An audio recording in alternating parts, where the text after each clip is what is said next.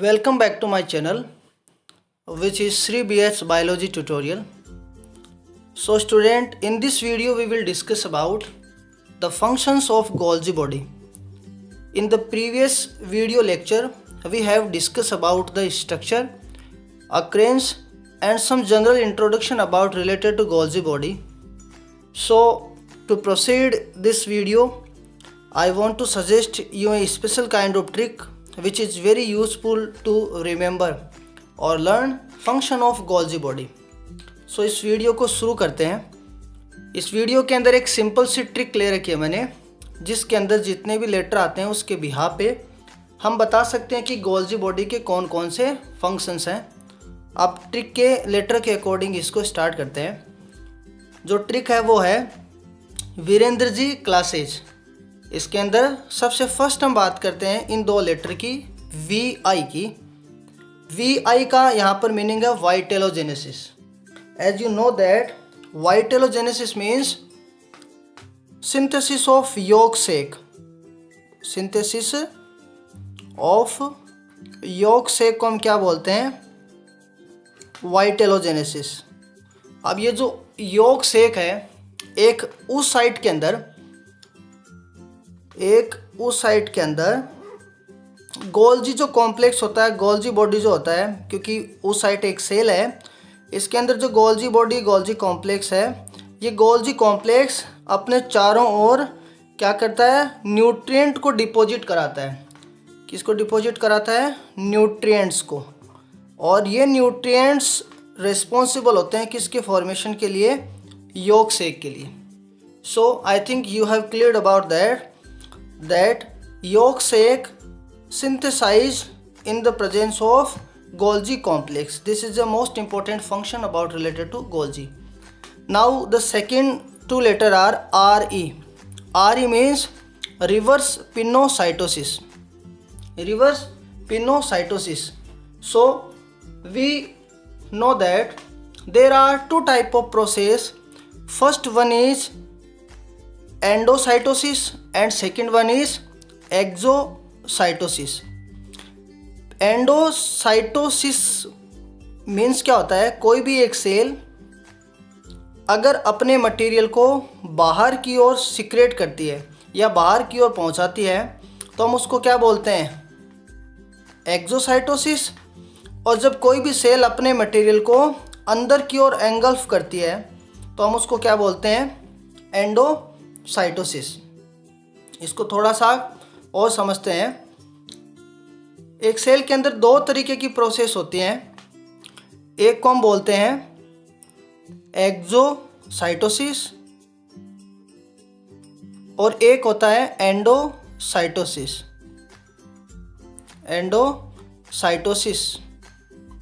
Exocytosis का मतलब एक सेल के अंदर कुछ जो मटेरियल है वो बाहर की ओर क्या किया जा रहा है?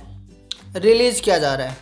एंडोसाइटोसिस का मतलब एक जो सेल है वो बाहर कोई भी फॉरेन मटेरियल है, either it can be micro organism, either it can be large particle, उसको किया जाता है, सेल क्या कर लेती है? अंदर एंगल्फ कर लेती है। ठीक है, तो ये दो इम्पोर्टेंट प्रोसेस हैं एक सेल के लिए। उसको हम क्या बोलते हैं? Exocytosis and endocytosis. ठीक है, अगर एक सेल एक्सोसाइटोसिस करे या एंडोसाइटोसिस करे, अगर वो किसी भी मटेरियल को सॉलिड फॉर्म में एंगल्फ कर रही है, क्या कर रही है? सॉलिड फॉर्म में एंगल्फ कर रही है, तो हम उसको क्या बोलते हैं? फेगोसाइटोसिस। क्या बोलते हैं? फेगोसाइटोसिस। ठीक है, और अगर एक सेल मटेरियल को लिक्विड फॉर्म में, किस फॉर्म में? लिक्विड मटेरियल की फॉर्म के अंदर अगर एंगल्फ कर रही है तो हम उसको क्या बोलते हैं? उस टाइम के लिए हम काम में लेते हैं पिनोसाइटोसिस। क्या बोलते हैं? पिनोसाइटोसिस। ठीक है, जैसे मान लो ये एक सेल है, ये वाली सेल, इस सेल ने क्या किया?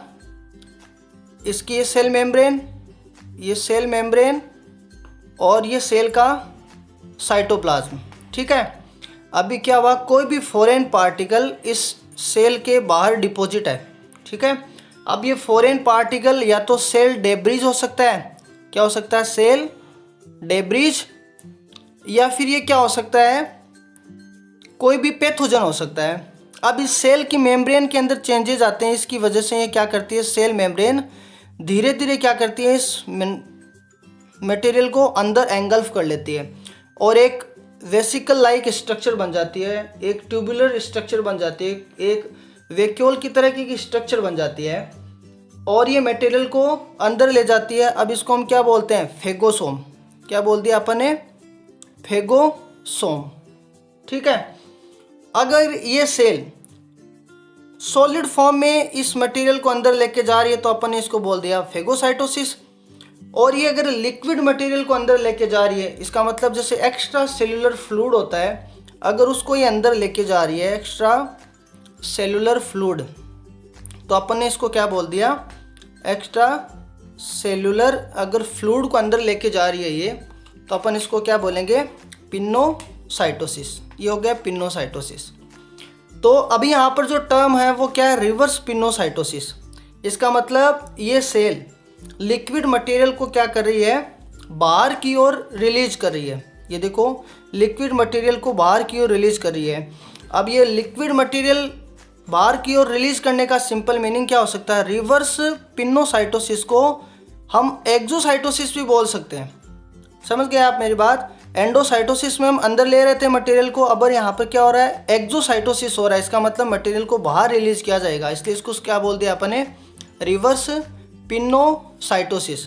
अब जब ये मटेरियल बाहर रिलीज किया जाएगा तो ये मटेरियल कोई केमिकल हो सकता है, ये मटेरियल क्या हो सकता है, सेल का कोई डेब्रिज पार्ट हो सकता है, अंदर कोई ऑर्गेनेल है उसकी डेथ हो जाए वो उसको रिलीज किया जा सकता है वेसिकल की फॉर्म में, या कोई हार्मोन रिलीज किया जा सकता है, ठीक है।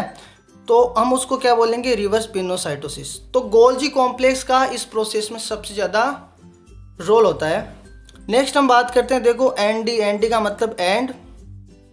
नेक्स्ट है रूट केप।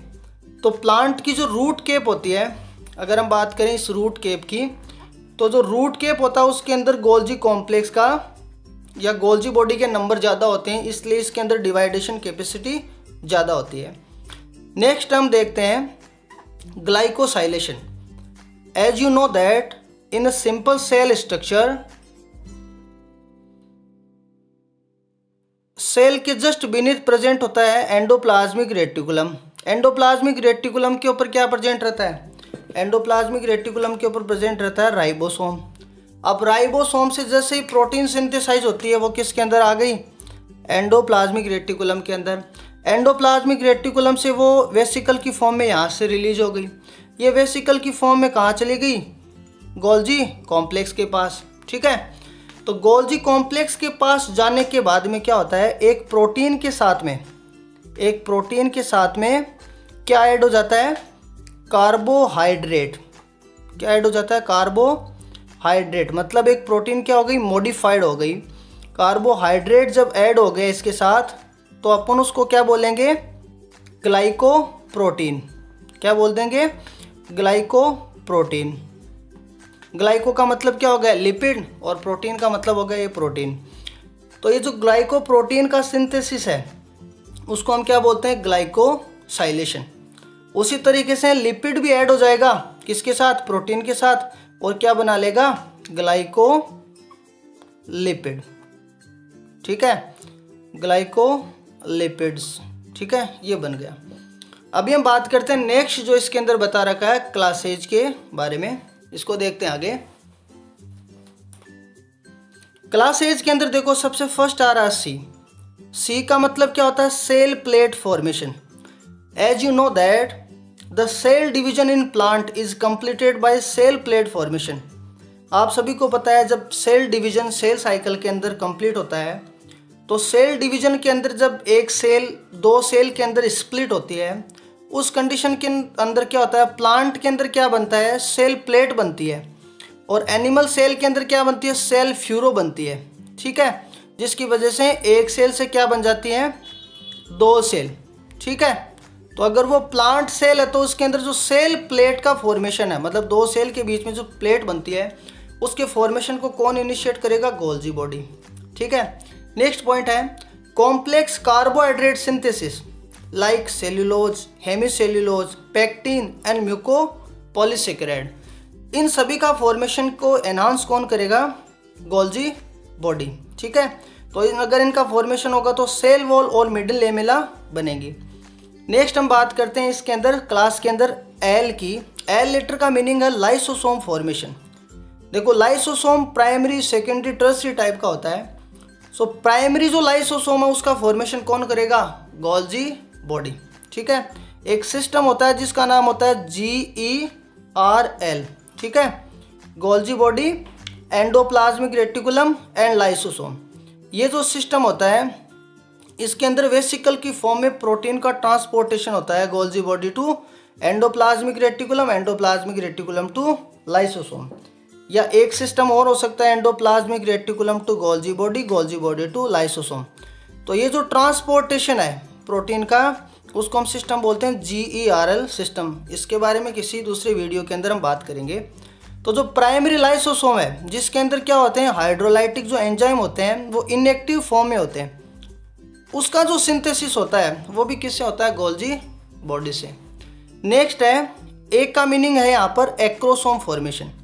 तो आप सभी ने जब बात की थी स्पर्म की, तो स्पर्म का जो हेड होता है उसके बाद में ये इसका कॉलर और ये नीचे वाला इसका क्या? टेल।